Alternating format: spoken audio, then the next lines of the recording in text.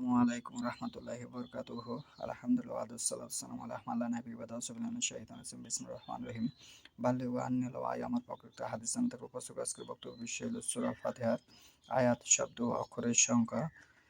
আজকে দলিল নেওয়া হয়েছে আপনার ইবনে কাসিরের প্রথম খণ্ড থেকে, সূরা ফাতিহার তাফসীর থেকে। সূরা ফাতিহার আয়াত সম্পর্কে সবাই একমত যে ৭টি আয়াত। সূরা ফাতিহার মধ্যে আয়াতের সংখ্যা হচ্ছে ৭টি। এই সূরাটির পৃথক আয়াত কিনা তাতে মতভেদ রয়েছে। বিসমিল্লাহির রহমানির রহিম, এই সূরাটি পৃথক আয়াত কিনা তাতে মতভেদ রয়েছে। সমস্ত কারি সাহাবী রাদিয়াল্লাহু আনহু এবং তাবিঈন রাহমাতুল্লাহ আলাইহি একটি বিরাট দল এবং পরবর্তী যুগের অনেক মুরব্বী একে সূরা ফাতিহার প্রথম পূর্ণ একটি পৃথক আয়াত বলে থাকেন।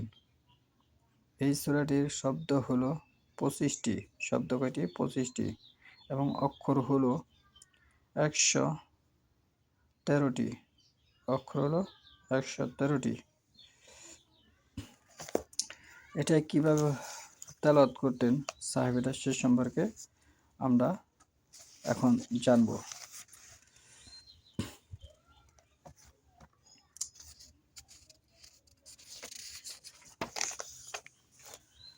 সহিহ বুখারীতে আছে যে আনাস রাদিয়াল্লাহু জিজ্ঞাসা করা হয়, রাসূলুল্লাহ সাল্লাল্লাহু আলাইহি সাল্লাম কেরাত কিরূপ ছিল? রাসূলুল্লাহ সাল্লাল্লাহু আলাইহি সাল্লামের কেরাত কিরূপ ছিল? তিনি বলেন, রাসূলুল্লাহ সাল্লাল্লাহু আলাইহি সাল্লাম প্রত্যেক খাড়া জবর বোঝানো হচ্ছে এখানে, খাড়া জবর শব্দকে লম্বা করে মাত সহকারে টেনে টেনে পড়তেন, পাঠ করে শোনালেন। অতঃপর পাঠ করে তিনি শোনালেন এবং বললেন, বিসমিল্লাহি কে মাদ বানে লম্বা করে পড়েছেন। রাহমান এর উপরে মাদ করেছেন মানে লম্বা করে পড়েছেন। রাহিম এর উপরে মাদ করেছেন মানে লম্বা করে টেনে পড়েছেন। মুসান্নাদ আহমদ, সুনান আবু দাউদ, সহিহ ইবনে খুজাইমা, মুস্তাদরাক হাকিমে উম্মে সালমা হতে বর্ণিত আছে যে রাসূলুল্লাহ সাল্লাল্লাহু আলাইহি ওয়াসাল্লাম প্রত্যেক আয়াত শেষে থামতেন এবং তার কেরাত পৃথক পৃথক হতো। কিন্তু বর্তমানে যেভাবে মানুষ তেলাওয়াত করে এটা হাদিসের সাথে মিলছে না।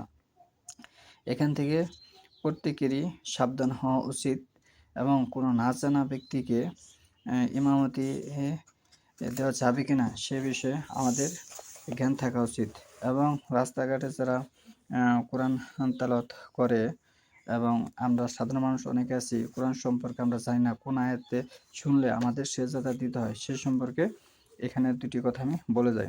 ফজিলত, সেজদার আয়াত শুনে বনু আদম সেজদায় চলে গেলে শয়তান কাঁদতে থাকে আর বলে যে, হায়, বনু আদমকে সেজদার আদেশ দিলে সে সেজদা করলো, জান্নাতি হলো, আর আমাকে সেজদার আদেশ দিলে আমি অবাধ্য হলাম, জাহান্নামী হলাম।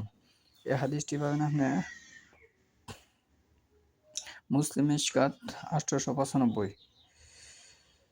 একবার রাসূলুল্লাহ সাল্লাল্লাহু আলাইহি ওয়াসাল্লাম সূরায়ে নাজম তেলাওয়াত শেষে সেজদা আর আয়াত পড়ে সেজদা করলে ওই সময় কাবা চত্বরে উপস্থিত মুশরিক কুরাইশরা সবাই সেজদায় পড়ে যায়।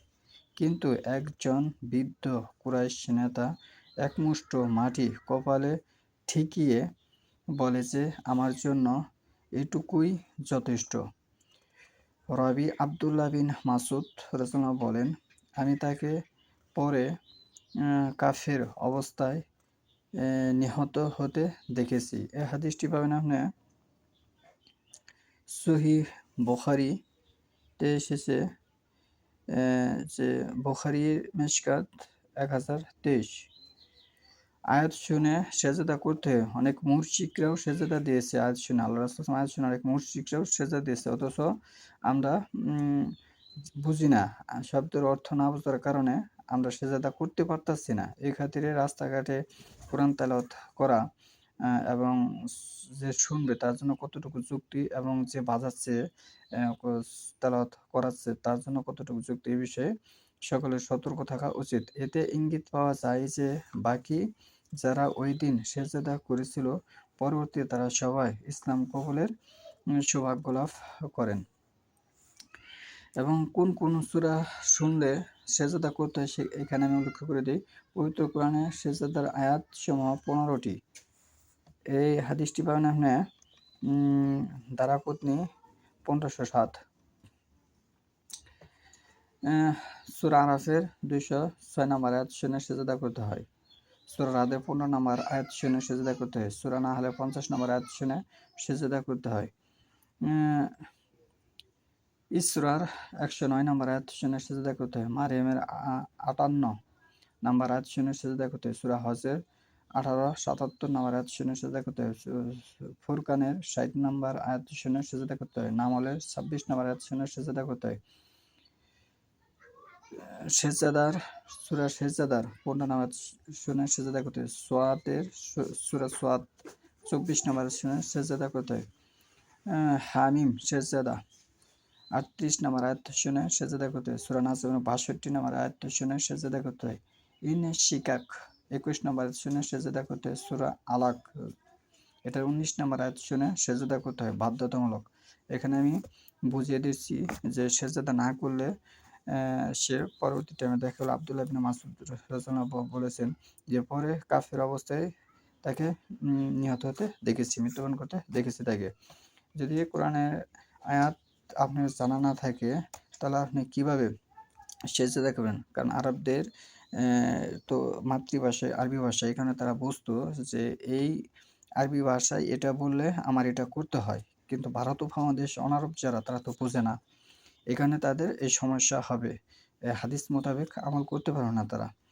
এবং ভারত উপমহাদেশ অনারব যারা আর আরবদের হাফেজের মধ্যে এই একটা তফাৎ থেকে যাবে এবং না জানার কারণে তারা অনেক ক্ষতিগ্রস্ত হবে। এগুলি তাদের জানা থাকতে হবে। তাহলে রাস্তাঘাটে কোরআন তেলাওয়াত হলে এবং যে শুনছে, যে বাজাচ্ছে সেটার উপর আমল করতে পারবে। এ বিষয়ে আমাদের সকলেরই সজাগ হওয়া উচিত। সুবহানাকা আল্লাহুম্মা ওয়া বিহামদিকা আশহাদু আল্লা ইলাহা ইল্লা আনতা আস্তাগফিরুকা ওয়া আতুবু ইলাইক।